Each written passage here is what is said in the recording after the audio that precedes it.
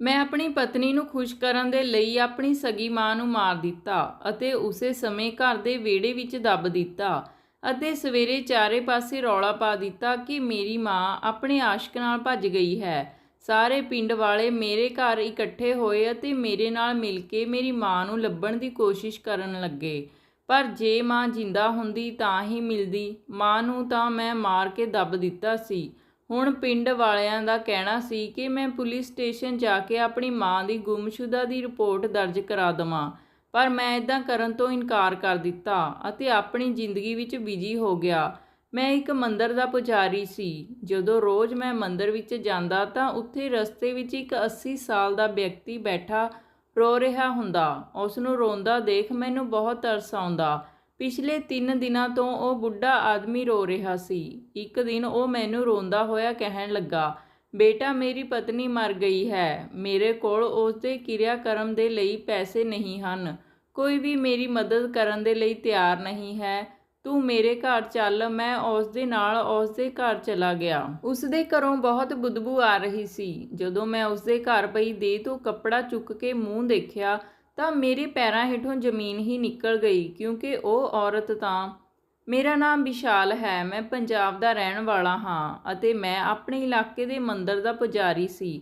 ਮੈਂ ਪੂਜਾ ਪਾਠ ਦਾ ਕੰਮ ਕਰਦਾ ਸੀ। ਮੇਰੀ ਉਮਰ 30 ਸਾਲ ਹੈ। ਮੈਨੂੰ ਪੁਜਾਰੀ ਦਾ ਕੰਮ ਕਰਦੇ ਹੋਏ ਨੂੰ 6 ਸਾਲ ਹੋ ਗਏ ਹਨ।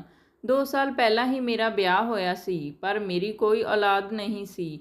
ਜਿਸ ਲੜਕੀ ਨਾਲ ਮੇਰਾ ਵਿਆਹ ਹੋਇਆ ਸੀ ਉਹਨਾਂ ਦਾ ਸਾਡੇ ਘਰ ਪਹਿਲਾਂ ਤੋਂ ਹੀ ਆਉਣਾ ਜਾਣਾ ਸੀ ਅਤੇ ਮੈਂ ਆਪਣੀ ਮਾਂ ਦੇ ਨਾਲ ਰਹਿੰਦਾ ਸੀ। ਸਾਡਾ ਤਾਲੁਕ ਖਾਂਦੇ ਪੀਂਦੇ ਘਰੋਂ ਸੀ। ਸਾਡੀ ਕਾਫੀ ਜ਼ਮੀਨ ਜਾਇਦਾਦ ਸੀ ਜੋ ਪਿਤਾ ਜੀ ਨੇ ਮਰਨ ਤੋਂ ਪਹਿਲਾਂ ਮੇਰੀ ਮਾਂ ਦੇ ਨਾਂ ਕਰ ਦਿੱਤੀ ਸੀ। ਮੇਰੀ ਇੱਕ ਛੋਟੀ ਭੈਣ ਵੀ ਸੀ ਜਿਸ ਦੀ ਬਹੁਤ ਪਹਿਲਾਂ ਹੀ ਮੌਤ ਹੋ ਗਈ ਸੀ। ਹੁਣ ਮੈਂ ਅਤੇ ਮੇਰੀ ਮਾਂ ਖੁਸ਼ਹਾਲ ਜ਼ਿੰਦਗੀ ਗੁਜ਼ਾਰ ਰਹੇ ਸੀ। ਘਰ ਵਿੱਚ ਸਕੂਨ ਹੀ ਸਕੂਨ ਸੀ। ਮੈਂ ਆਪਣੀ ਮਾਂ ਨਾਲ ਬਹੁਤ ਪਿਆਰ ਕਰਦਾ ਸੀ। ਉਹਨਾਂ ਦੀ ਹਰ ਫਰਮਾਇਸ਼ ਪੂਰੀ ਕਰਦਾ ਸੀ। ਮਾਂ ਤਾਂ ਘਰ ਦੀ ਰੌਣਕ ਸੀ, ਪਰ ਜਦੋਂ ਤੋਂ ਮੇਰੀ ਪਤਨੀ ਨੀਲਮ ਵਿਆਹ ਕੇ ਸਾਡੇ ਘਰ ਆਈ ਸੀ, ਸਾਡੇ ਘਰ ਦਾ ਸਕੂਨ ਬਰਬਾਦ ਹੋ ਗਿਆ ਸੀ। ਮੇਰੀ ਮਾਂ ਦਾ ਨੀਲਮ ਨਾਲ ਬਹੁਤ ਗਹਿਰਾ ਪਿਆਰ ਸੀ। ਵਿਆਹ ਤੋਂ ਪਹਿਲਾਂ ਜਦੋਂ ਵੀ ਨੀਲਮ ਸਾਡੇ ਘਰ ਆਉਂਦੀ ਤਾਂ ਮੇਰੀ ਮਾਂ ਦੀ ਬਹੁਤ ਖਿਦਮਤ ਕਰਦੀ ਸੀ। ਇਸੇ ਕਰਕੇ ਤਾਂ ਮੇਰੀ ਮਾਂ ਨੇ ਮੇਰਾ ਵਿਆਹ ਨੀਲਮ ਨਾਲ ਕੀਤਾ ਸੀ। ਪਰ ਜਦੋਂ ਤੋਂ ਨੀਲਮ ਦੁਲਹਨ ਬਣ ਕੇ ਸਾਡੇ ਘਰ ਆਈ, ਉਸ ਦੀ ਤਾਂ ਟੋਨ ਹੀ ਬਦਲ ਗਈ ਸੀ। ਸ਼ੁਰੂ ਵਿੱਚ ਤਾਂ ਉਹ ਮੇਰੀ ਮਾਂ ਦੇ ਨਾਲ ਚੰਗੀ ਤਰ੍ਹਾਂ ਰਹਿੰਦੀ ਸੀ, ਪਰ ਫਿਰ ਉਹ ਰਵਾਇਤੀ ਨੂੰਹਾਂ ਦੀ ਤਰ੍ਹਾਂ ਕਿਰਦਾਰ ਅਦਾ ਕਰਨ ਲੱਗ ਪਈ ਸੀ। ਨੀਲਮ ਇੱਕ ਲਾਲਚੀ ਔਰਤ ਸੀ। ਉਹ ਅਕਸਰ ਮਾਂ ਦੇ ਖਿਲਾਫ ਮੇਰੇ ਕੰਨ ਭਰਦੀ ਰਹਿੰਦੀ ਸੀ। ਮੈਨੂੰ ਭੜਕਾਉਂਦੀ ਸੀ ਕਿ ਮੈਂ ਕਿਸੇ ਤਰ੍ਹਾਂ ਆਪਣੀ ਮਾਂ ਦੀ ਸਾਰੀ ਜਾਇਦਾਦ ਆਪਣੇ ਨਾਮ ਕਰਵਾ ਲਵਾਂ। ਅਸਲ ਵਿੱਚ ਸਾਡੇ ਪਿੰਡ ਵਿੱਚ ਸੋਨੂ ਨਾਮ ਦਾ ਇੱਕ ਲੜਕਾ ਰਹਿੰਦਾ ਸੀ ਜਿਸ ਨੂੰ ਮੇਰੀ ਮਾਂ ਨੇ ਆਪਣਾ ਮੂੰਹ ਬੋਲਿਆ ਬੇਟਾ ਬਣਾਇਆ ਹੋਇਆ ਸੀ। ਹੁਣ ਮੇਰੀ ਪਤਨੀ ਨੂੰ ਡਰ ਸੀ ਕਿ ਕਿਤੇ ਮੇਰੀ ਮਾਂ ਆਪਣੀ ਜਾਇਦਾਦ ਵਿੱਚੋਂ ਕੁਝ ਹਿੱਸਾ ਉਸ ਸੋਨੂ ਨੂੰ ਲਿਖ ਕੇ ਨਾ ਦੇ ਦੇਣ। ਮੇਰੀ ਪਤਨੀ ਦਾ ਕਹਿਣਾ ਸੀ ਕਿ ਸੋਨੂ ਮੇਰੀ ਮਾਂ ਦੇ ਅੱਗੇ ਪਿੱਛੇ ਘੁੰਮਦਾ ਰਹਿੰਦਾ ਹੈ ਅਤੇ ਉਹ ਮੇਰੇ ਨਾਲੋਂ ਜ਼ਿਆਦਾ ਮੇਰੀ ਮਾਂ ਦੀ ਖਿਦਮਤ ਕਰਦਾ ਹੈ। ਨੀਲਮ ਦਾ ਕਹਿਣਾ ਸੀ ਕਿ ਅਸੀਂ ਕਿਉਂ ਆਪਣੀ ਖਾਨਦਾਨੀ ਜਾਇਦਾਦ ਦੂਸਰਿਆਂ ਨੂੰ ਦਈਏ। ਮੈਂ ਉਸ ਨੂੰ ਸਮਝਾਉਂਦਾ ਸੀ ਕਿ ਇੱਦਾਂ ਦੀਆਂ ਗੱਲਾਂ ਨਹੀਂ ਕਰਦੇ। ਉਹ ਮੇਰੀ ਮਾਂ ਹੈ। ਮੇਰੇ ਪਿਤਾ ਜੀ ਨੇ ਹੀ ਸਾਰੀ ਜਾਇਦਾਦ ਮਾਂ ਦੇ ਨਾਮ ਕੀਤੀ ਹੈ। ਮੈਂ ਉਹਨਾਂ ਕੋਲੋਂ ਕਿੱਦਾਂ ਇਹ ਜਾਇਦਾਦ ਅਜੇ ਲੈ ਸਕਦਾ ਹਾਂ। ਮੇਰੇ ਲੱਖ ਸਮਝਾਉਣ ਦੇ ਬਾਵਜੂਦ ਨੀਲਮ ਨਹੀਂ ਸਮਝਦੀ ਸੀ। ਉਹ ਮੈਨੂੰ ਲਗਾਤਾਰ ਉਕਸਾਉਂਦੀ ਰਹਿੰਦੀ ਸੀ। ਉਸਨੇ ਲਗਾਤਾਰ ਮੇਰੀ ਮਾਂ ਦੇ ਖਿਲਾਫ ਮੇਰੇ ਕੰਨ ਭਰ ਕੇ ਮੇਰਾ ਦਿਮਾਗ ਖਰਾਬ ਕਰ ਦਿੱਤਾ ਸੀ ਕਿ ਇੱਕ ਰਾਤ ਮੈਂ ਬਹੁਤ ਜ਼ਿਆਦਾ ਸੋਚਣ 'ਤੇ ਮਜਬੂਰ ਹੋ ਗਿਆ ਸੀ। ਮੇਰੀ ਮਾਂ ਅਕਸਰ ਹੁਣ ਸੋਨੂ ਦੇ ਘਰ ਵੀ ਜਾਣ ਲੱਗ ਪਈ ਸੀ। ਉਹ ਅਕਸਰ ਹੀ ਸਾਰਿਆਂ ਨੂੰ ਕਹਿੰਦੀ ਹੁੰਦੀ ਸੀ ਕਿ ਮੇਰਾ ਇੱਕ ਬੇਟਾ ਨਹੀਂ 2 ਬੇਟੇ ਹਨ। ਜੇਕਰ ਮਾਂ ਨੇ ਕੁਝ ਜਾਇਦਾਦ ਸੋਨੂ ਦੇ ਨਾਮ ਲਿਖ ਦਿੱਤੀ ਤਾਂ ਸਾਡੀ ਖਾਨਦਾਨੀ ਜਾਇਦਾਦ ਵੀ ਹੱਥੋਂ ਨਿਕਲ ਜਾਣੀ ਸੀ। ਮੈਂ ਕਾਫੀ ਦਿਨ ਇਸ ਗੱਲ 'ਤੇ ਹੀ ਸੋਚਦਾ ਰਿਹਾ ਕਿ ਮੈਂ ਮਾਂ ਕੋਲੋਂ ਜਾਇਦਾਦ ਕਿੱਦਾਂ ਹਾਸਲ ਕਰਾਂ। ਜਦੋਂ ਕੋਈ ਵੀ ਤਰਕੀਬ ਨਾ ਮਿਲੀ ਤਾਂ ਮੇਰੀ ਪਤਨੀ ਨੇ ਮੈਨੂੰ ਇੱਕ ਅਜਿਹਾ ਤਰੀਕਾ ਦੱਸਿਆ ਜਿਸ ਨੂੰ ਸੁਣ ਕੇ ਮੈਨੂੰ ਮੇਰੇ ਪੈਰਾਂ ਹੇਠੋਂ ਜ਼ਮੀਨ ਨਿਕਲਦੀ ਹੋਈ ਨਜ਼ਰ ਆਈ। ਮੇਰਾ ਦਿਲ ਨਹੀਂ ਮੰਨ ਰਿਹਾ ਸੀ ਕਿ ਮੈਂ ਕਿੱਦਾਂ ਆਪਣੀ ਮਾਂ ਦਾ ਗਲਾ ਘੁੱਟ ਕੇ ਉਸ ਨੂੰ ਮਾਰ ਦੇਵਾਂ। ਉਹ ਮੇਰੀ ਮਾਂ ਸੀ, ਮੇਰੀ ਦੁਨੀਆ ਸੀ। ਪਰ ਕਹਿੰਦੇ ਹਨ ਕਿ ਜਦੋਂ ਇਨਸਾਨ ਦੀਆਂ ਅੱਖਾਂ 'ਤੇ ਲਾਲਚ ਦੀ ਪੱਟੀ ਬੰਨੀ ਹੁੰਦੀ ਹੈ ਫਿਰ ਉਹ ਹੋਸ਼ੋ ਹਵਾਸ ਖੋ ਬੈਠਦਾ ਹੈ। ਮੈਂ ਵੀ ਆਪਣੇ ਹੋਸ਼ ਗਵਾਈ ਬੈਠਾ ਸੀ ਅਤੇ ਨੀਲਮ ਦੀ ਦਿੱਤੀ ਸਲਾਹ 'ਤੇ ਅਮਲ ਕਰਨ ਦਾ ਸੋਚ ਰਿਹਾ ਸੀ। ਇੱਕ ਰਾਤ ਜਦੋਂ ਮੇਰੀ ਮਾਂ ਆਪਣੇ ਕਮਰੇ ਵਿੱਚ ਸੋ ਰਹੀ ਸੀ, ਮੈਂ ਉਹਨਾਂ ਦੇ ਕੋਲ ਪਹੁੰਚ ਗਿਆ। ਮੇਰੀ ਮਾਂ ਸੁੱਤੀ ਹੋਈ ਬਹੁਤ ਮਾਸੂਮ ਲੱਗ ਰਹੀ ਸੀ। ਮਾਂ ਦੇ ਚਿਹਰੇ 'ਤੇ ਨੂਰ ਹੀ ਨੂਰ ਸੀ, ਪਰ ਮੇਰੀਆਂ ਅੱਖਾਂ ਹੋਣ ਦੇ ਬਾਵਜੂਦ ਵੀ ਮੈਂ ਅੰਨ੍ਹਾ ਹੋ ਗਿਆ ਸੀ। ਮੇਰੀ ਮਾਂ ਨੂੰ ਸੌਂਦੇ ਹੋਏ ਅਹਿਸਾਸ ਹੋ ਗਿਆ ਸੀ ਕਿ ਕੋਈ ਉਸਦੇ ਸਿਰ 'ਤੇ ਖੜ੍ਹਾ ਹੋਇਆ ਹੈ। ਉਸ ਦੀ ਅੱਖ ਖੁੱਲ੍ਹ ਗਈ ਸੀ। ਜਦੋਂ ਮੇਰੀ ਮਾਂ ਨੇ ਮੈਨੂੰ ਦੇਖਿਆ ਤਾਂ ਹੈਰਾਨ ਰਹਿ ਗਈ ਸੀ ਅਤੇ ਜਲਦੀ ਨਾਲ ਉੱਠ ਬੈਠੀ ਹੋਈ ਅਤੇ ਕਹਿਣ ਲੱਗੀ, ਬੇਟਾ, ਇਸ ਸਮੇਂ ਤੂੰ ਮੇਰੇ ਕਮਰੇ ਵਿੱਚ ਕੀ ਕਰ ਰਹੇ ਹੋ? ਮੇਰੇ ਤਾਂ ਇਰਾਦੇ ਹੀ ਖਤਰਨਾਕ ਸੀ। ਮੈਂ ਅਜੀਬ ਜਿਹੀ ਆਵਾਜ਼ ਵਿੱਚ ਕਿਹਾ ਕਿ ਮੈਂ ਤੈਨੂੰ ਮਾਰਨ ਆਇਆ ਹਾਂ। ਤੈਨੂੰ ਮਰਨਾ ਹੋਵੇਗਾ। ਤੇਰੇ ਮਰਨ ਤੋਂ ਬਾਅਦ ਸਾਰੀ ਜਾਇਦਾਦ ਮੇਰੀ ਹੋ ਜਾਵੇਗੀ। ਮੇਰੀ ਮਾਂ ਦੀਆਂ ਅੱਖਾਂ ਖੌਫ ਦੇ ਨਾਲ ਫਟੀਆਂ ਦੀਆਂ ਫਟੀਆਂ ਹੀ ਰਹਿ ਗਈਆਂ ਸੀ। ਉਹ ਮੇਰਾ ਇਰਾਦਾ ਜਾਣ ਚੁੱਕੀ ਸੀ। ਇਸ ਕਰਕੇ ਮਾਂ ਨੇ ਕਮਰੇ ਵਿੱਚੋਂ ਭੱਜਣ ਦਾ ਚਾਹਿਆ, ਪਰ ਉਹ ਕਾਮਯਾਬ ਨਾ ਹੋ ਸਕੀ ਕਿਉਂਕਿ ਨੀਲਮ ਨੇ ਬਾਹਰੋਂ ਦਰਵਾਜ਼ਾ ਬੰਦ ਕਰ ਦਿੱਤਾ ਸੀ। ਮੈਂ ਉਸ ਰਾਤ ਆਪਣੀ ਸਗੀ ਮਾਂ ਨੂੰ ਗਲਾ ਘੁੱਟ ਕੇ ਮਾਰ ਦਿੱਤਾ ਸੀ। ਮਰਨ ਤੋਂ ਪਹਿਲਾਂ ਉਹ ਮੈਨੂੰ ਬਾਰ-ਬਾਰ ਕਹਿੰਦੀ ਰਹੀ ਕਿ ਬੇਟਾ, ਮੈਨੂੰ ਜਾਇਦਾਦ ਨਹੀਂ ਚਾਹੀਦੀ। ਮੇਰੇ ਹਿੱਸੇ ਦੀ ਜਾਇਦਾਦ ਵੀ ਤੂੰ ਹੀ ਲੈ ਲਾ, ਪਰ ਮੈਨੂੰ ਮਾਰ ਨਾ। ਤੈਨੂੰ ਰੱਬ ਦਾ ਵਾਸਤਾ ਦਿੰਨੀ ਹਾਂ। ਮੈਂ ਤੇਰੀ ਮਾਂ ਹਾਂ। ਕੁਝ ਤਾਂ ਹੋਸ਼ ਵਿੱਚ ਆ। ਪਰ ਉਸਦੀ ਫਰਿਆਦ ਦਾ ਮੇਰੇ ਉੱਪਰ ਕੋਈ ਵੀ ਅਸਰ ਨਾ ਹੋਇਆ। ਸ਼ੈਤਾਨ ਪੂਰੀ ਤਰ੍ਹਾਂ ਮੇਰੇ ਉੱਪਰ ਹਾਵੀ ਹੋ ਚੁੱਕਿਆ ਸੀ ਅਤੇ ਆਖਰਕਾਰ ਮੈਂ ਆਪਣੀ ਮਾਂ ਨੂੰ ਹੀ ਮਾਰ ਦਿੱਤਾ ਅਤੇ ਰਾਤੋਂ ਰਾਤ ਹੀ ਉਸ ਦੀ ਲਾਸ਼ ਵਿਹੜੇ ਵਿੱਚ ਦੱਬ ਦਿੱਤੀ। ਮਾਂ ਨੂੰ ਦਬਾਉਣ ਤੋਂ ਬਾਅਦ ਮੈਂ ਸੋਚਣ ਲੱਗਾ ਕਿ ਜਦੋਂ ਮੁਹੱਲੇ ਵਾਲੇ ਜਾਂ ਰਿਸ਼ਤੇਦਾਰ ਮੈਨੂੰ ਮਾਂ ਦੇ ਬਾਰੇ ਪੁੱਛਣਗੇ ਤਾਂ ਮੈਂ ਕੀ ਜਵਾਬ ਦੇਵਾਂਗਾ। ਇਸ ਮੌਕੇ 'ਤੇ ਵੀ ਮੇਰੀ ਪਤਨੀ ਨੇ ਮੈਨੂੰ ਸਲਾਹ ਦਿੱਤੀ ਸੀ। ਉਸਨੇ ਕਿਹਾ, ਤੂੰ ਸਵੇਰੇ ਮੁਹੱਲੇ ਵਿੱਚ ਰੌਲਾ ਪਾ ਦੇਣਾ ਕਿ ਮਾਂ ਆਪਣੇ ਆਸ਼ਿਕ ਦੇ ਨਾਲ ਮੂੰਹ ਕਾਲਾ ਕਰਕੇ ਭੱਜ ਗਈ ਹੈ। ਇਸ ਤਰ੍ਹਾਂ ਨਾ ਹੀ ਤੁਹਾਡਾ ਨਾਮ ਆਵੇਗਾ ਅਤੇ ਨਾ ਹੀ ਕਿਸੇ ਨੂੰ ਪਤਾ ਚੱਲੇਗਾ ਕਿ ਤੂੰ ਜਾਇਦਾਦ ਦੀ ਖਾਤਰ ਆਪਣੀ ਮਾਂ ਨੂੰ ਮਾਰ ਦਿੱਤਾ ਸੀ।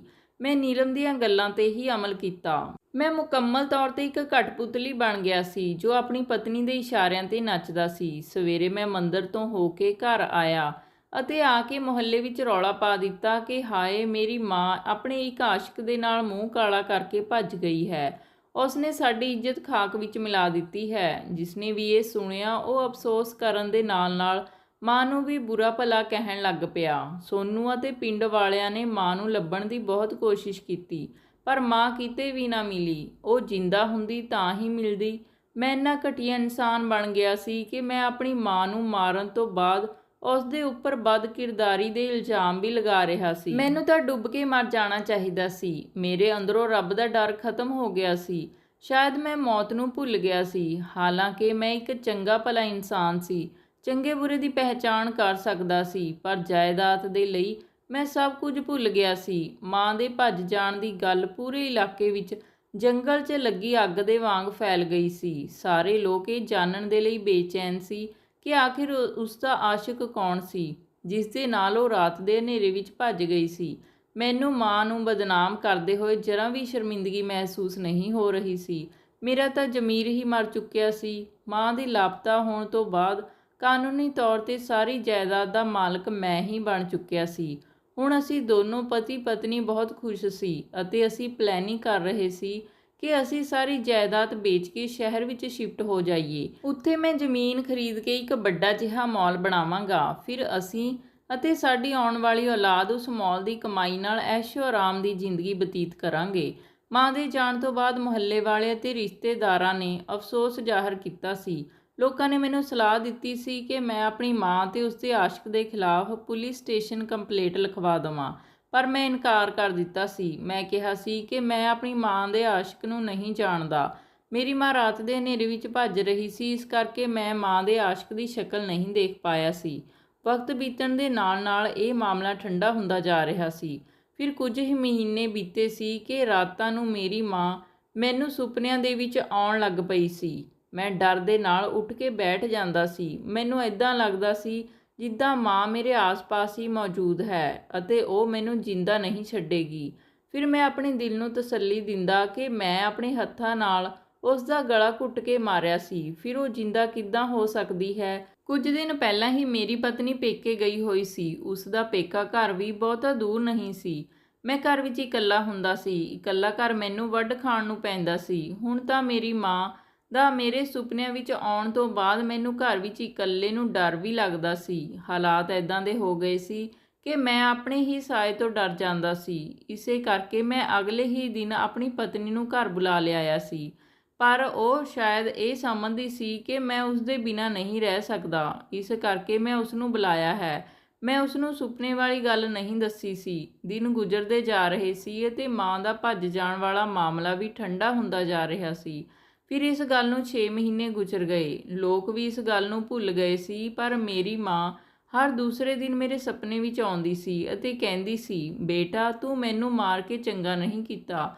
ਰੱਬ ਹੀ ਤੈਨੂੰ ਪੁੱਛੇਗਾ ਇਸ ਦੁਨੀਆ ਵਿੱਚ ਵੀ ਅਤੇ ਉਸ ਦੁਨੀਆ ਵਿੱਚ ਵੀ, ਅਤੇ ਉੱਥੇ ਤੇਰਾ ਗਿਰੇਬਾਨ ਮੈਂ ਫੜਾਂਗੀ ਅਤੇ ਪੁੱਛਾਂਗੀ ਕਿ ਮੇਰਾ ਕੀ ਕਸੂਰ ਸੀ ਜੋ ਤੂੰ ਮੇਰਾ ਕਤਲ ਕਰ ਦਿੱਤਾ। ਸਾਡੇ ਵਿਆਹ ਨੂੰ 2.5 ਸਾਲ ਹੋ ਗਏ ਸੀ, ਪਰ ਅਜੇ ਤੱਕ ਸਾਡੇ ਕੋਈ ਔਲਾਦ ਨਹੀਂ ਹੋਈ ਸੀ। ਨੀਲਮ ਕਾਫੀ ਦਿਨਾਂ ਤੋਂ ਆਪਣੇ ਪੇਕੇ ਜਾਣ ਦੀ ਜਿੱਦ ਕਰ ਰਹੀ ਸੀ ਕਿ ਮੈਂ ਆਪਣੀ ਮਾਂ ਦੇ ਨਾਲ ਸ਼ਹਿਰ ਜਾ ਕੇ ਆਪਣਾ ਚੈੱਕਅਪ ਕਰਵਾਉਣਾ ਚਾਹੁੰਦੀ ਹਾਂ। ਮੈਂ ਉਸਨੂੰ ਪੇਕੇ ਭੇਜ ਦਿੱਤਾ ਸੀ ਅਤੇ ਆਪਣੀ ਕਜ਼ਨ ਨੂੰ ਘਰ ਬੁਲਾ ਲਿਆ ਸੀ।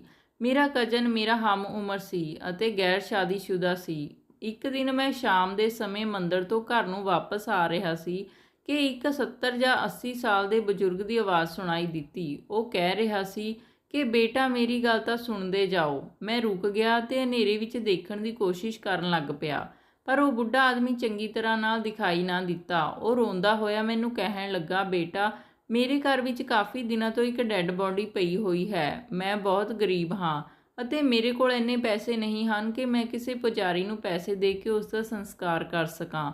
ਮੈਂ ਬਹੁਤ ਸਾਰੇ ਲੋਕਾਂ ਨੂੰ ਕਿਹਾ ਕਿ ਇਸ ਦਾ ਸੰਸਕਾਰ ਕਰਕੇ ਕਿਰਿਆਕਰਮ ਕਰਵਾ ਦਿਓ, ਪਰ ਕਿਸੇ ਨੇ ਵੀ ਮੇਰੀ ਨਾ ਸੁਣੀ। ਸਭ ਮਜ਼ਾਕ ਸਮਝਦੇ ਹਨ। ਤੂੰ ਹੀ ਮੇਰੀ ਮਦਦ ਕਰ ਦੇ, ਲਾਸ਼ ਖਰਾਬ ਹੋ ਰਹੀ ਹੈ ਅਤੇ ਬਦਬੂ ਫੈਲ ਰਹੀ ਹੈ। ਉਸ ਬੁੱਢੇ ਨੂੰ ਸਾਡੇ ਪਿੰਡ ਵਾਲੇ ਅੱਧਾ ਪਾਗਲ ਕਹਿੰਦੇ ਸੀ, ਕਿਉਂਕਿ ਉਹ ਅਜੀਬ ਜਿਹੀਆਂ ਗੱਲਾਂ ਕਰਦਾ ਸੀ। ਮੈਂ ਉਸ ਦੀ ਗੱਲ ਨੂੰ ਮਜ਼ਾਕ ਸਮਝਿਆ ਅਤੇ ਖਾਮੋਸ਼ੀ ਨਾਲ ਘਰ ਨੂੰ ਚੱਲ ਪਿਆ। ਮਗਰੋਂ ਉਹ ਬੁੱਢਾ ਆਦਮੀ ਮੈਨੂੰ ਆਵਾਜ਼ਾਂ ਦਿੰਦਾ ਰਿਹਾ। ਮੈਂ ਨਜ਼ਰਅੰਦਾਜ਼ ਕਰ ਦਿੱਤਾ। ਮੈਂ ਸੋਚਿਆ, ਜਦੋਂ ਦੂਜੇ ਲੋਕ ਇਸ ਨੂੰ ਮਜ਼ਾਕ ਸਮਝ ਰਹੇ ਹਨ, ਫਿਰ ਮੈਂ ਕਿਉਂ ਇਸ ਦੀ ਗੱਲ ਸੁਣਾ। ਉਹ ਮੇਰੇ ਨਾਲ ਵੀ ਤਾਂ ਮਜ਼ਾਕ ਕਰਦਾ ਹੋਵੇਗਾ। ਮੇਰੇ ਦਿਮਾਗ ਵਿੱਚ ਫਿਰ ਇਹ ਵੀ ਖਿਆਲ ਆਇਆ ਕਿ ਕਿਤੇ ਉਹ ਮੇਰੀ ਮਾਂ ਦੀ ਰੂਹ ਨਾ ਹੋਵੇ ਜੋ ਉਸ ਦਾ ਭੇਸ ਬਣਾ ਕੇ ਮੈਨੂੰ ਡਰਾਉਣ ਆਉਂਦੀ ਹੋਵੇ। ਇਹ ਸੋਚ ਕੇ ਹੀ ਮੈਂ ਦਹਿਲ ਗਿਆ ਸੀ, ਪਰ ਹੁਣ ਤਾਂ ਐਦਾਂ ਰੋਜ਼ ਹੀ ਹੋਣ ਲੱਗ ਪਿਆ ਸੀ। ਮੈਂ ਜਦੋਂ ਵੀ ਸ਼ਾਮ ਨੂੰ ਮੰਦਰ ਤੋਂ ਘਰ ਨੂੰ ਆਉਂਦਾ ਤਾਂ ਉਹ ਬੁੱਢਾ ਰੋਂਦਾ ਹੋਇਆ ਕਿਤੇ ਹਨੇਰੇ ਵਿੱਚ ਲੁੱਕ ਕੇ ਬੈਠਾ ਹੁੰਦਾ ਅਤੇ ਹਰ ਰੋਜ਼ ਇੱਕ ਹੀ ਗੱਲ ਦੁਹਰਾਉਂਦਾ। ਮੈਂ ਤਾਂ ਉਸ ਦੀ ਸ਼ਕਲ ਵੀ ਨਹੀਂ ਦੇਖਦਾ ਸੀ। ਮੇਰਾ ਦਿਲ ਵਿੱਚ ਇਹ ਡਰ ਜਿਹਾ ਬੈਠ ਗਿਆ ਸੀ। ਮੈਨੂੰ ਉਸ ਬੁੱਢੇ ਤੋਂ ਵੀ ਡਰ ਲੱਗਣ ਲੱਗ ਪਿਆ ਸੀ। ਜਦੋਂ ਵੀ ਪਿੰਡ ਵਿੱਚ ਕੋਈ ਮਰਦਾ ਤਾਂ ਉਸ ਦੇ ਸੰਸਕਾਰ ਤੋਂ ਲੈ ਕੇ ਕਿਰਿਆਕਰਮ ਤੱਕ ਸਭ ਪੂਜਾ ਪਾਠ ਮੈਂ ਹੀ ਕਰਦਾ ਸੀ। ਮੈਂ ਡਰ ਦੇ ਮਾਰੇ ਰਸਤਾ ਹੀ ਬਦਲ ਦਿੱਤਾ ਸੀ। ਮੈਂ ਦੂਜੇ ਰਸਤੇ ਤੋਂ ਘਰ ਨੂੰ ਜਾਣ ਲੱਗ ਪਿਆ ਸੀ। ਕੁਝ ਦਿਨ ਤਾਂ ਸਕੂਨ ਨਾਲ ਬੀਤੇ, ਪਰ ਉਸ ਬੁੱਢੇ ਆਦਮੀ ਨੂੰ ਪਤਾ ਲੱਗ ਗਿਆ ਸੀ ਕਿ ਮੈਂ ਉਸ ਦੀ ਵਜ੍ਹਾ ਨਾਲ ਆਪਣਾ ਰਸਤਾ ਬਦਲ ਲਿਆ ਹੈ। ਇਹ 6ਵੇਂ ਦਿਨ ਦੀ ਗੱਲ ਹੈ। ਜਦੋਂ ਮੈਂ ਸ਼ਾਮ ਨੂੰ ਵਾਪਸ ਘਰ ਨੂੰ ਆ ਰਿਹਾ ਸੀ ਤਾਂ ਉਹ ਬੁੱਢਾ ਅਚਾਨਕ ਹਨੇਰੇ ਵਿੱਚੋਂ ਨਿਕਲ ਕੇ ਮੇਰੇ ਸਾਹਮਣੇ ਆ ਗਿਆ।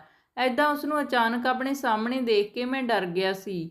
ਉਸ ਬੁੱਢੇ ਨੇ ਖੁਦ ਨੂੰ ਇੱਕ ਚਾਦਰ ਦੇ ਨਾਲ ਢੱਕਿਆ ਹੋਇਆ ਸੀ। ਹਨੇਰੇ ਦੇ ਕਾਰਨ ਉਸ ਦਾ ਤਿਉੜੀਆਂ ਨਾਲ ਭਰਿਆ ਹੋਇਆ ਚਿਹਰਾ ਚੰਗੀ ਤਰ੍ਹਾਂ ਨਹੀਂ ਦਿਖਾਈ ਦੇ ਰਿਹਾ ਸੀ। ਮੈਂ ਗੁੱਸੇ ਨਾਲ ਕਿਹਾ, ਬਾਬਾ ਜੀ ਤੈਨੂੰ ਕੀ ਮਸਲਾ ਹੈ? ਮੈਂ ਤੇਰੀ ਵਜ੍ਹਾ ਨਾਲ ਹੀ ਆਪਣਾ ਰਸਤਾ ਬਦਲਿਆ ਹੈ ਤੇ ਤੁਸੀਂ ਫਿਰ ਆ ਗਏ ਹੋ।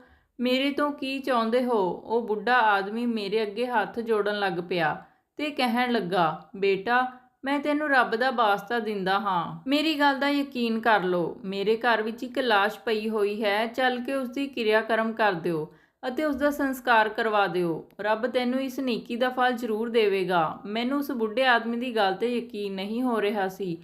ਮੈਂ ਕਿਹਾ, ਬਾਬਾ ਜੀ ਕਿਉਂ ਝੂਠ ਬੋਲ ਰਹੇ ਹੋ? ਮੈਂ ਜਾਣਦਾ ਹਾਂ ਕਿ ਤੇਰੇ ਘਰ ਐਦਾਂ ਦਾ ਕੁਝ ਵੀ ਨਹੀਂ ਹੈ। ਵੈਸੇ ਵੀ ਮੈਂ ਤੈਨੂੰ ਜਾਣਦਾ ਹੀ ਨਹੀਂ ਹਾਂ। ਤੂੰ ਕੌਣ ਆ ਤੇ ਕਿੱਥੇ ਰਹਿੰਦੇ ਹੋ? ਮੈਂ ਝੂਠ ਬੋਲ ਕੇ ਉਸ ਬੁੱਢੇ ਤੋਂ ਆਪਣੀ ਜਾਨ ਬਚਾ ਰਿਹਾ ਸੀ। ਮੈਂ ਉਸਨੂੰ ਕਿਹਾ, ਤੁਸੀਂ ਕਿਸੇ ਹੋਰ ਨੂੰ ਕਹੋ, ਮੈਂ ਕੋਈ ਮਦਦ ਨਹੀਂ ਕਰ ਸਕਦਾ। ਮੇਰਾ ਖਿਆਲ ਸੀ ਕਿ ਉਹ ਬੁੱਢਾ ਮੇਰਾ ਪਿੱਛਾ ਛੱਡ ਦੇਵੇਗਾ, ਪਰ ਸ਼ਾਇਦ ਉਹ ਉਸ ਦਿਨ ਠਾਣ ਕੇ ਆਇਆ ਸੀ ਕਿ ਉਹ ਮੈਨੂੰ ਆਪਣੇ ਨਾਲ ਆਪਣੇ ਘਰ ਲੈ ਕੇ ਹੀ ਜਾਵੇਗਾ। ਉਸਨੇ ਮੇਰੀਆਂ ਬਹੁਤ ਮਿੰਨਤਾਂ ਤਰਲੇ ਕੀਤੇ, ਮੇਰੇ ਅੱਗੇ ਹੱਥ ਜੋੜੇ।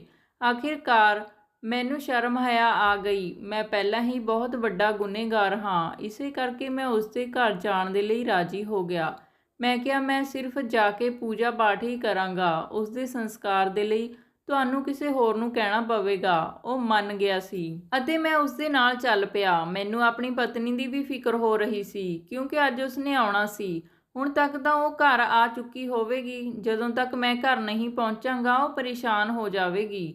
ਉਹ ਆਦਮੀ ਬੁੱਢਾ ਹੋਣ ਦੀ ਵਜ੍ਹਾ ਨਾਲ ਆਰਾਮ ਨਾਲ ਚੱਲ ਰਿਹਾ ਸੀ। ਮੈਂ ਰਸਤੇ ਵਿੱਚ ਪੁੱਛਿਆ ਕਿ ਬਾਬਾ ਜੀ, ਉਸ ਲਾਸ਼ ਦਾ ਕੋਈ ਬਾਲੀ ਵਾਰਸ ਨਹੀਂ ਹੈ ਜਾਂ ਫਿਰ ਤੇਰਾ ਵੀ ਕੋਈ ਰਿਸ਼ਤੇਦਾਰ ਨਹੀਂ ਹੈ ਜੋ ਉਸ ਲਾਸ਼ ਦਾ ਸੰਸਕਾਰ ਕਰ ਸਕਣ? ਉਹ ਬੁੱਢਾ ਕਹਿਣ ਲੱਗਾ, ਨਹੀਂ ਬੇਟਾ, ਮੈਂ ਇਸ ਪਿੰਡ ਵਿੱਚ ਇਕੱਲਾ ਹੀ ਰਹਿੰਦਾ ਹਾਂ। ਮੇਰੇ ਸਾਰੇ ਰਿਸ਼ਤੇਦਾਰ ਬਹੁਤ ਦੂਰ ਰਹਿੰਦੇ ਹਨ। ਮੈਂ ਉਸ ਬੁੱਢੇ ਨੂੰ ਇਹ ਨਾ ਪੁੱਛਿਆ ਕਿ ਉਹ ਲਾਸ਼ ਕਿਸ ਦੀ ਹੈ ਅਤੇ ਲੋਕਾਂ ਨੇ ਇਸ ਗੱਲ ਤੇ ਯਕੀਨ ਕਿਉਂ ਨਹੀਂ ਕੀਤਾ, ਪਰ ਮੇਰੇ ਕੋਲੋਂ ਇਹ ਗੱਲ ਪੁੱਛੇ ਬਿਨਾਂ ਰਿਹਾ ਨਾ ਗਿਆ। ਆਖਿਰ ਮੈਂ ਉਸ ਬੁੱਢੇ ਆਦਮੀ ਨੂੰ ਪੁੱਛ ਹੀ ਲਿਆ ਕਿ ਘਰ ਵਿੱਚ ਪਈ ਲਾਸ਼ ਕਿਸ ਦੀ ਹੈ। ਉਹ ਬੁੱਢਾ ਆਦਮੀ ਕਹਿਣ ਲੱਗਾ, ਬੇਟਾ, ਤੂੰ ਪਹਿਲਾਂ ਸਾਰਾ ਕੰਮ ਤਾਂ ਕਰ, ਫਿਰ ਮੈਂ ਤੈਨੂੰ ਦੱਸ ਦਵਾਂਗਾ। ਉਸ ਤੋਂ ਬਾਅਦ ਮੈਂ ਉਸ ਦੇ ਨਾਲ ਇੱਕ ਘਰ ਵਿੱਚ ਪਹੁੰਚ ਗਿਆ। ਉਸ ਦਾ ਘਰ ਬਹੁਤ ਵੀਰਾਨ ਜਗ੍ਹਾ 'ਤੇ ਸੀ। ਉਸ ਦੇ ਆਲੇ ਦੁਆਲੇ ਕੋਈ ਘਰ ਨਹੀਂ ਸੀ। ਮੈਨੂੰ ਬਹੁਤ ਡਰ ਲੱਗ ਰਿਹਾ ਸੀ। ਮੇਰਾ ਦਿਲ ਕਰ ਰਿਹਾ ਸੀ ਕਿ ਮੈਂ ਆਪਣੇ ਘਰ ਭੱਜ ਜਾਵਾਂ, ਪਰ ਐਦਾਂ ਨਾ ਕਰ ਸਕਿਆ। ਮੈਂ ਉਸ ਬੁੱਢੇ ਆਦਮੀ ਦੇ ਨਾਲ ਘਰ ਦੇ ਅੰਦਰ ਦਾਖਲ ਹੋ ਗਿਆ। ਘਰ ਦੇ ਵਿੱਚ ਲਾਈਟ ਦਾ ਕੋਈ ਪ੍ਰਬੰਧ ਨਹੀਂ ਸੀ, ਪਰ ਲਾਲਟੈਨ ਦੀ ਮੱਧਮ ਰੌਸ਼ਨੀ ਘਰ ਨੂੰ ਹਲਕੀ ਜਿਹੀ ਰੌਸ਼ਨੀ ਦੇ ਰਹੀ ਸੀ। 2 ਕਮਰਿਆਂ ਦਾ ਛੋਟਾ ਜਿਹਾ ਘਰ ਸੀ। ਉੱਥੇ ਲਾਸ਼ ਦੀ ਬਦਬੂ ਫੈਲੀ ਹੋਈ ਸੀ, ਜਿਸ ਨਾਲ ਮੇਰਾ ਸਾਹ ਰੁਕ ਰਿਹਾ ਸੀ। ਮੈਂ ਆਪਣੇ ਨੱਕ ਨੂੰ ਢੱਕ ਲਿਆ। ਇੱਕ ਮੰਜੇ 'ਤੇ ਡੈੱਡ ਬੋਡੀ ਪਈ ਹੋਈ ਸੀ। ਉਸ ਦੇ ਉੱਪਰ ਚਾਦਰ ਦਿੱਤੀ ਹੋਈ ਸੀ। ਮੈਨੂੰ ਬਹੁਤ ਬੇਚੈਨੀ ਹੋਈ ਕਿ ਆਖਿਰ ਦੇਖਾਂ ਤਾਂ ਸਹੀ ਕਿਸ ਦੀ ਲਾਸ਼ ਹੈ। ਮੈਂ ਜਿੱਦਾਂ ਹੀ ਕੱਪੜਾ ਚੁੱਕ ਕੇ ਉਸ ਲਾਸ਼ ਨੂੰ ਦੇਖਿਆ ਤਾਂ ਮੇਰੀਆਂ ਅੱਖਾਂ ਫਟੀਆਂ ਦੀਆਂ ਫਟੀਆਂ ਹੀ ਰਹਿ ਗਈਆਂ।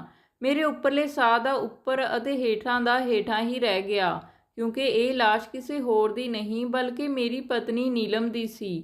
ਮੇਰੇ ਮੂੰਹੋਂ ਨੀਲਮ ਦਾ ਨਾਮ ਸੁਣ ਕੇ ਉਸ ਬੁੱਢੇ ਆਦਮੀ ਨੇ ਪੁੱਛਿਆ ਕਿ ਬੇਟਾ, ਤੂੰ ਇਸ ਨੂੰ ਜਾਣਦੇ ਹੋ? ਮੈਂ ਅਥਰੂਆਂ ਨਾਲ ਭਰੀਆਂ ਅੱਖਾਂ ਨਾਲ ਉਸ ਬੁੱਢੇ ਬਾਬੇ ਦੇ ਵੱਲ ਦੇਖਿਆ ਤੇ ਕਿਹਾ, ਹਾਂ ਬਾਬਾ ਜੀ, ਇਹ ਲੜਕੀ ਮੇਰੀ ਪਤਨੀ ਹੈ, ਪਰ ਇਹ ਇੱਥੇ ਕਿੱਦਾਂ ਪਹੁੰਚ ਗਈ? ਉਹ ਬੁੱਢਾ ਕਹਿਣ ਲੱਗਾ, ਬੇਟਾ, ਮੈਂ ਇਸ ਲੜਕੀ ਨੂੰ ਨਹੀਂ ਜਾਣਦਾ ਕਿ ਇਹ ਕੌਣ ਹੈ। ਇਹ ਕੁਝ ਦਿਨ ਪਹਿਲਾਂ ਦੀ ਗੱਲ ਹੈ, ਜਦੋਂ ਮੈਂ ਘਰ ਵਿੱਚ ਮੌਜੂਦ ਸੀ ਅਤੇ ਦਰਵਾਜ਼ੇ 'ਤੇ ਦਸਤਕ ਹੋਈ। ਮੈਂ ਪੁੱਛਿਆ ਕੌਣ ਹੈ ਤਾਂ ਜਵਾਬ ਮਿਲਿਆ, ਰੱਬ ਦੇ ਵਾਸਤੇ ਮੇਰੀ ਮਦਦ ਕਰੋ, ਮੈਂ ਮਰ ਜਾਵਾਂਗੀ। ਮੈਂ ਤੁਰੰਤ ਬਾਹਰ ਆਇਆ ਤਾਂ ਦੇਖਿਆ ਇਹ ਲੜਕੀ ਮੇਰੇ ਘਰ ਦੇ ਦਰਵਾਜ਼ੇ ਦੇ ਅੱਗੇ ਬੈਠੀ ਹੋਈ ਸੀ। ਇਸ ਦੀ ਹਾਲਤ ਬਹੁਤ ਖਰਾਬ ਸੀ। ਮੈਂ ਪੁੱਛਿਆ, ਕੀ ਹੋਇਆ ਬੇਟੀ? ਤਾਂ ਕਹਿਣ ਲੱਗੀ, ਮੈਨੂੰ ਇੱਕ ਸੱਪ ਨੇ ਕੱਟ ਲਿਆ ਹੈ ਅਤੇ ਮੇਰੀ ਹਾਲਤ ਖਰਾਬ ਹੋ ਰਹੀ ਹੈ, ਮੈਨੂੰ ਬਚਾ ਲਓ। ਮੈਂ ਉਸ ਨੂੰ ਘਰ ਲੈ ਆਇਆ। ਮੈਂ ਨਹੀਂ ਜਾਣਦਾ ਸੀ ਕਿ ਸੱਪ ਦਾ ਜ਼ਹਿਰ ਕਿੱਦਾਂ ਕੱਢੀਦਾ ਹੈ। ਮੈਂ ਬਹੁਤ ਪਰੇਸ਼ਾਨ ਹੋ ਗਿਆ ਸੀ। ਮੈਨੂੰ ਸਮਝ ਨਹੀਂ ਆ ਰਿਹਾ ਸੀ ਕਿ ਮੈਂ ਕੀ ਕਰਾਂ। ਮੈਂ ਜਲਦੀ ਨਾਲ ਆਪਣੀ ਮਦਦ ਦੇ ਲਈ ਕਿਸੇ ਨੂੰ ਲੈਣ ਬਾਹਰ ਚਲਾ ਗਿਆ ਤਾਂ ਕਿ ਇਸ ਲੜਕੀ ਦਾ ਜ਼ਹਿਰ ਕੱਢਿਆ ਜਾ ਸਕੇ। ਫਿਰ ਮੈਨੂੰ ਇੱਕ ਜੋਗੀ ਮਿਲਿਆ। ਮੈਂ ਉਸ ਨੂੰ ਲੈ ਕੇ ਘਰ ਆਇਆ, ਪਰ ਉਦੋਂ ਤੱਕ ਬਹੁਤ ਦੇਰ ਹੋ ਚੁੱਕੀ ਸੀ। ਮੇਰੇ ਆਉਣ ਤੋਂ ਪਹਿਲਾਂ ਹੀ ਇਹ ਲੜਕੀ ਮੌਤ ਦੇ ਮੂੰਹ ਵਿੱਚ ਜਾ ਚੁੱਕੀ ਸੀ। ਮੈਂ ਲੋਕਾਂ ਨੂੰ ਇਸ ਲੜਕੀ ਦੇ ਬਾਰੇ ਪੁੱਛਿਆ, ਪਰ ਇੱਥੇ ਕੋਈ ਵੀ ਇਸ ਨੂੰ ਨਹੀਂ ਜਾਣਦਾ ਸੀ। ਮੈਂ ਆਸ-ਪਾਸ ਦੇ ਲੋਕਾਂ ਕੋਲ ਗਿਆ ਕਿ ਇਸ ਦਾ ਸੰਸਕਾਰ ਕਰਾ ਸਕਾਂ, ਪਰ ਕਿਸੇ ਨੇ ਵੀ ਮੇਰੀ ਗੱਲ 'ਤੇ ਯਕੀਨ ਨਹੀਂ ਕੀਤਾ ਅਤੇ ਮੇਰੀ ਮਦਦ ਨਾ ਕੀਤੀ। ਸਾਰੇ ਮਜ਼ਾਕ ਸਮਝਦੇ ਰਹੇ। ਕਿਸੇ ਨੇ ਤੇਰੇ ਬਾਰੇ ਦੱਸਿਆ, ਇਸ ਕਰਕੇ ਮੈਂ ਤੇਰੇ ਵੱਲ ਆਇਆ, ਪਰ ਤੂੰ ਵੀ ਮੇਰੀ ਗੱਲ ਦਾ ਯਕੀਨ ਨਾ ਕੀਤਾ। ਫਿਰ ਤੂੰ ਮੇਰੇ ਤੋਂ ਤੰਗ ਆ ਕੇ ਆਪਣਾ ਰਸਤਾ ਹੀ ਬਦਲ ਲਿਆ ਸੀ। ਮਜਬੂਰਨ ਮੈਨੂੰ ਤੇਰੇ ਸਾਹਮਣੇ ਆਉਣਾ ਪਿਆ। ਮੈਨੂੰ ਇਸ ਬੁੱਢੇ ਆਦਮੀ ਦੀ ਆਵਾਜ਼ ਇੱਦਾਂ ਸੁਣਾਈ ਦੇ ਰਹੀ ਸੀ ਜਿੱਦਾਂ ਖੂਹ ਵਿੱਚੋਂ ਬੋਲ ਰਿਹਾ ਹੋਵੇ। ਮੇਰੀ ਤਾਂ ਦੁਨੀਆ ਹੀ ਉੱਜੜ ਗਈ ਸੀ। ਮੈਨੂੰ ਪਤਾ ਲੱਗ ਗਿਆ ਸੀ ਕਿ ਜੋ ਜਿੱਦਾਂ ਕਰਦਾ ਹੈ ਉਸ ਨੂੰ ਉੱਦਾਂ ਦਾ ਹੀ ਭੁਗਤਣਾ ਪੈਂਦਾ ਹੈ। ਮੇਰੀ ਪਤਨੀ ਨੀਲਮ ਨੇ ਮੈਨੂੰ ਭੜਕਾ ਕੇ ਮੇਰੀ ਮਾਂ ਦੇ ਖਿਲਾਫ ਕਰ ਦਿੱਤਾ ਸੀ ਅਤੇ ਮੇਰੇ ਹੱਥੋਂ ਮੇਰੀ ਮਾਂ ਦਾ ਕਤਲ ਕਰਵਾ ਦਿੱਤਾ ਸੀ। ਉਸਨੇ ਮੇਰੀ ਮਾਂ ਦੀ ਜਾਇਦਾਦ ਲੈਣ ਤੋਂ ਬਾਅਦ ਮੇਰੇ ਨਾਲ ਕਿਹੜੇ-ਕਿਹੜੇ ਸੁਪਨੇ ਦੇਖੇ ਸੀ, ਪਰ ਅਫਸੋਸ, ਆਪਣੇ ਸੁਪਨਿਆਂ ਨੂੰ ਪੂਰਾ ਕਰਨ ਤੋਂ ਪਹਿਲਾਂ ਹੀ ਉਹ ਆਪਣੇ ਅੰਜਾਮ ਦਾ ਸ਼ਿਕਾਰ ਹੋ ਗਈ ਸੀ। ਮੇਰੀ ਮਾਂ ਵੀ ਮੇਰੇ ਹੱਥੋਂ ਸਿਸਕ ਕੇ ਅਤੇ ਅੱਡੀਆਂ ਰਗੜ ਕੇ ਮਰੀ ਸੀ ਅਤੇ ਇਹੀ ਹਾਲਤ ਮੇਰੀ ਪਤਨੀ ਦੀ ਹੋਈ ਸੀ। ਉਸਨੇ ਵੀ ਤੜਫ ਕੇ ਜਾਨ ਦਿੱਤੀ ਸੀ। ਮੈਂ ਨੀਲਮ ਦੀ ਲਾਸ਼ ਉੱਪਰ ਸਿਰ ਰੱਖ ਕੇ ਉੱਚੀ ਰੋਣ ਲੱਗ ਪਿਆ ਸੀ। ਉਸ ਬੁੱਢੇ ਆਦਮੀ ਨੂੰ ਮੇਰੇ ਉੱਪਰ ਤਰਸ ਆ ਰਿਹਾ ਸੀ। ਉਹ ਮੈਨੂੰ ਤਸੱਲੀ ਦੇ ਰਿਹਾ ਸੀ ਅਤੇ ਕਹਿ ਰਿਹਾ ਸੀ ਕਿ ਬੇਟਾ, ਰੋਣ ਨਾਲ ਜਾਣ ਵਾਲਾ ਵਾਪਸ ਤਾਂ ਨਹੀਂ ਆ ਸਕਦਾ। ਜੋ ਹੋਣਾ ਸੀ ਉਹ ਹੋ ਗਿਆ। ਉਸ ਰੱਬ ਕੋਲੋਂ ਇਸ ਦੀ ਆਤਮਾ ਦੀ ਸ਼ਾਂਤੀ ਮੰਗੋ, ਸਭ ਠੀਕ ਹੋ ਜਾਵੇਗਾ। ਮੈਂ ਉਸ ਬੁੱਢੇ ਆਦਮੀ ਨੂੰ ਕਿੱਦਾਂ ਦੱਸਦਾ ਕਿ ਮੈਂ ਇਸੇ ਪਤਨੀ ਦੀਆਂ ਗੱਲਾਂ ਵਿੱਚ ਆ ਕੇ ਆਪਣੀ ਸਗੀ ਮਾਂ ਨੂੰ ਮਾਰ ਦਿੱਤਾ ਸੀ। ਜੋ ਗਲਤੀ ਮੈਂ ਕੀਤੀ ਹੈ ਉਹ ਮਾਫੀ ਦੇ ਲਾਇਕ ਨਹੀਂ ਹੈ। ਨੀਲਮ ਤਾਂ ਆਪਣੇ ਅੰਜਾਮ ਦਾ ਸ਼ਿਕਾਰ ਹੋ ਚੁੱਕੀ ਸੀ, ਪਰ ਮੇਰੇ ਨਾਲ ਕੀ ਹੋਣ ਵਾਲਾ ਹੈ ਇਹ ਤਾਂ ਰੱਬ ਹੀ ਜਾਣਦਾ ਹੈ। ਮੈਂ ਆਪਣੀ ਮਾਂ ਦਾ ਮੁਜਰਮ ਸੀ, ਉਸ ਨੂੰ ਦੁਨੀਆ ਵਿੱਚ ਬਦਨਾਮ ਵੀ ਕੀਤਾ ਸੀ। ਮੇਰਾ ਅੰਜਾਮ ਵੀ ਚੰਗਾ ਨਹੀਂ ਹੋਵੇਗਾ, ਕਿਉਂਕਿ ਮੈਂ ਇਹ ਗੱਲ ਚੰਗੀ ਤਰ੍ਹਾਂ ਜਾਣਦਾ ਹਾਂ ਕਿ ਜੋ ਮਾੜਾ ਕਰਦਾ ਹੈ ਉਸ ਦੇ ਨਾਲ ਵੀ ਰੱਬ ਮਾੜਾ ਹੀ ਕਰਦਾ ਹੈ। ਮੈਂ ਨੀਲਮ ਦੀ ਲਾਸ਼ ਨੂੰ ਲੈ ਕੇ ਘਰ ਆ ਗਿਆ ਅਤੇ ਉਸਦੇ ਘਰ ਵਾਲਿਆਂ ਨੂੰ ਵੀ ਇਤਲਾਹ ਕਰ ਦਿੱਤੀ। ਫਿਰ ਅਸੀਂ ਉਸ ਦਾ ਸੰਸਕਾਰ ਕਰ ਦਿੱਤਾ। ਉਸ ਦੀ ਮਾਂ ਨੇ ਮੈਨੂੰ ਦੱਸਿਆ ਕਿ ਉਹ ਆਪਣੀ ਕਿਸੇ ਸਹੇਲੀ ਦੇ ਘਰ ਜਾ ਰਹੀ ਸੀ। ਉਹ ਆਪਣੀ ਸਹੇਲੀ ਦੇ ਨਾਲ ਸ਼ਹਿਰ ਜਾ ਕੇ ਆਪਣਾ ਚੈੱਕਅਪ ਕਰਵਾਵੇਗੀ। 2-3 ਦਿਨ ਉਸ ਨੂੰ ਲੱਗ ਜਾਣਗੇ, ਪਰ 5 ਦਿਨ ਗੁਜ਼ਰ ਗਏ ਸੀ ਤੇ ਉਹ ਨਹੀਂ ਆਈ। ਪਰ ਸਾਨੂੰ ਕੀ ਪਤਾ ਸੀ ਕਿ ਨੀਲਮ ਹਮੇਸ਼ਾ ਦੇ ਲਈ ਇਸ ਦੁਨੀਆ ਵਿੱਚੋਂ ਜਾ ਚੁੱਕੀ ਹੈ। ਮੈਂ ਸਾਰੀ ਜਾਇਦਾਦ ਦੇ ਨਾਲ ਇਕੱਲਾ ਰਹਿ ਗਿਆ ਸੀ। ਅੱਜ ਮੇਰੀ ਹਾਲਤ ਪਾਗਲਾਂ ਵਰਗੀ ਹੋ ਗਈ ਹੈ। ਮੈਂ ਸਾਰਾ ਦਿਨ ਗਲੀਆਂ ਵਿੱਚ ਘੁੰਮਦਾ ਰਹਿੰਦਾ ਹਾਂ। ਸਾਰੇ ਮੈਨੂੰ ਪਾਗਲ ਕਹਿੰਦੇ ਹਨ ਅਤੇ ਐਦਾਂ ਹੀ ਇੱਕ ਦਿਨ ਮੈਂ ਮਰ ਜਾਵਾਂਗਾ ਅਤੇ ਇਹੀ ਮੇਰੀ ਸਜ਼ਾ ਹੈ। ਤਾਂ ਦੋਸਤੋ, ਇਹ ਸੀ ਅੱਜ ਦੀ ਕਹਾਣੀ। ਜੇ ਕਹਾਣੀ ਤੁਹਾਨੂੰ ਵਧੀਆ ਲੱਗੀ ਤਾਂ ਲਾਈਕ ਸ਼ੇਅਰ ਜ਼ਰੂਰ ਕਰ ਦਿਆ ਕਰੋ ਜੀ, ਤੇ ਚੈਨਲ ਨੂੰ ਸਬਸਕ੍ਰਾਈਬ ਕਰਨਾ ਨਾ ਭੁੱਲਿਓ। ਧੰਨਵਾਦ।